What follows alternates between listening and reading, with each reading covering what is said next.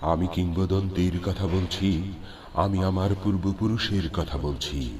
তার করতলে পলিমাটির সৌরভ ছিল, তার পিঠে রক্ত জবার মতো ক্ষত ছিল।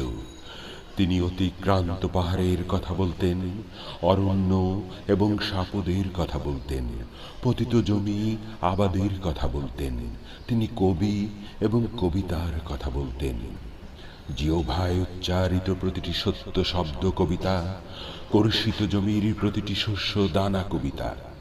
যে কবিতা শুনতে জানে না সে ঝড়ের আর্তনাদ শুনবে, যে কবিতা শুনতে জানে না সে দিগন্তের অধিকার থেকে বঞ্চিত হবে, যে কবিতা শুনতে জানে না সে আজন্ম কৃতদাস থেকে যাবে। আমি উচ্চারিত সত্যের মতো স্বপ্নের কথা বলছি, উনুনের আগুনে আলোকিত একটি উজ্জ্বল জানালার কথা বলছি। আমি আমার মায়ের কথা বলছি। তিনি বলতেন, প্রবহমান নদী যে সাঁতার জানে না তাকেও ভাসিয়ে রাখে। যে কবিতা শুনতে জানে না সে নদীতে ভাসতে পারে না, যে কবিতা শুনতে জানে না সে মাছের সঙ্গে খেলা করতে পারে না, যে কবিতা শুনতে জানে না সে মায়ের কোলে শুয়ে গল্প শুনতে পারে না। আমি কিংবদন্তির কথা বলছি, আমি আমার পূর্বপুরুষের কথা বলছি। আমি বিচলিত স্নেহের কথা বলছি, গর্ভবতী বোনের মৃত্যুর কথা বলছি। আমি আমার ভালোবাসার কথা বলছি। ভালোবাসা দিলে মা মরে যায়, যুদ্ধ আসে, ভালোবেসে মায়ের ছেলেরা চলে যায়। আমি আমার ভাইয়ের কথা বলছি।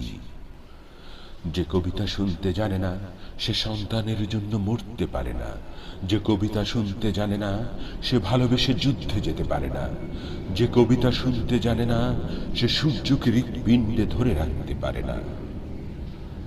যখন কবিকে হত্যা করা হলো তখন আমরা নদী এবং সমুদ্রের মোহনার মতো সৌভদ্রে সম্মিলিত হলাম, প্রজ্বলিত সূর্যের মতো অগ্নিগর্ভ হলাম, ক্ষিপ্রগতি বিদ্যুতের মতো ত্রিভুবন পরিভ্রমণ করলাম এবং হিংস্র ঘাতক নতজানু হয়ে কবিতার কাছে প্রাণ ভিক্ষা চাইল।